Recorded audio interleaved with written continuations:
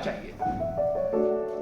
कह दिया जाता है शून्य का आविष्कार आर्यभट्ट ने किया और इन्फिनिटी का आविष्कार भास्कर जी को पता था और फिर रामानुजन जी को पता था, लेकिन नहीं, उसके पहले भी जीरो था। आप वेदों में चलिए, वेदों में अथर्ववेद का एक कांड है 19 और उसका एक सर्ग है 67। उसमें लिखा है, जो इसको हम अक्सर जन्मदिन में लिखते हैं, जीवेत सरदह सतम बौद्धेय सरदह सतम। इसका भाव यह है, सतम का मतलब 100। एक वेद पाठी सूर्य से प्रार्थना करता है कि मैं 100 वर्ष जीऊं। आप मुझे बताइए कि अगर जीरो था ही नहीं तो 100 वर्ष वेद में आया कहां से? बौद्धेय सरदह सतम का भाव है 100 वर्ष तक मेरी बुद्धि काम करती रहे, मेरा तर्क करने की क्षमता मेरी बनी रहे। अगर जीरो नहीं था तो कहां से आया 100 वर्ष? वेदों में था। और अगर जीरो नहीं था तो रावण के 10 सिर कहां से गिने गए थे? और अगर देव नहीं था जीरो तो फिर 10 उंगलियां कहां से गिनी गई थी? ऋग्वेद के पुरुष सूक्त में लिखा हुआ है सहस्त्र सिर, सहस्त्र पैर, सहस्त्र आंख।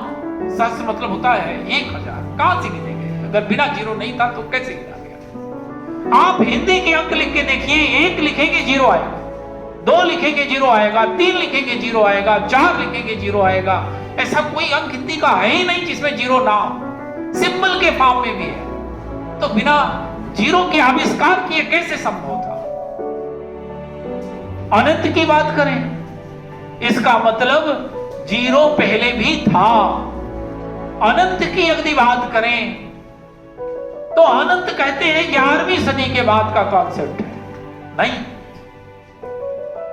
रामायण की एक चौपाई है, तुलसीदास जी ने लिखी है, हरि अनंत हरि कथा अनंता। है तो अनंत। हरि का मतलब है विष्णु।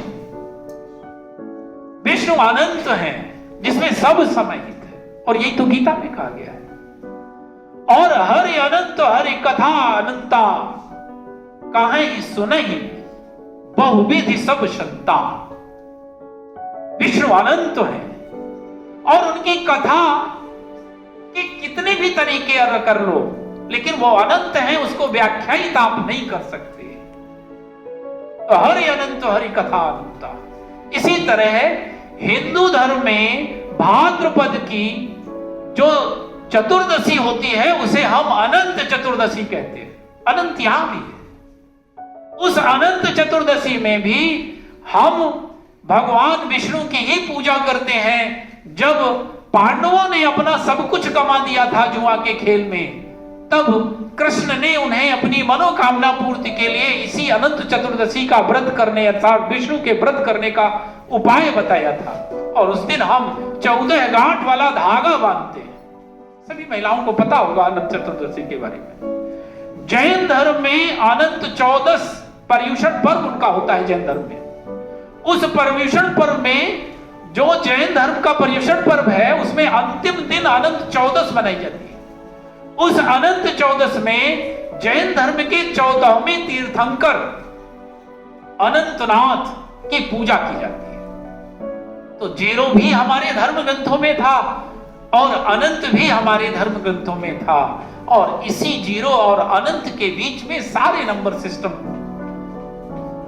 बिलोंग करते हैं, पाए जाते हैं। लेकिन समय ऐसा है कि हम लोगों ने जो अपना ज्ञान था उस ज्ञान का प्रचार प्रसार नहीं किया। परिणाम यह है कि ज्ञान हमारा और उपलब्धि कोई और ले रहा है। हमारे आपके धर्म ग्रंथ ऐसे हैं, सब साइंस और धर्म की अलग अलग व्याख्या करते हैं। हमारे तो धर्म ग्रंथों में ही साइंस है।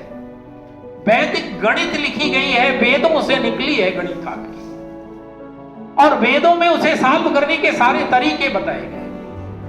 नागार्जुन ने शून्यवाद का सिद्धांत दिया था, बौद्ध दार्शनिक थे जिन्होंने शून्यवाद की थ्योरी दी। पतंजलि ने शून्य योग बताया। तो आप ये बताइए कि बिना जीरो के आविष्कार किए कैसे संभव था? नहीं संभव था। आप जब भी किसी महापुरुष को पढ़िए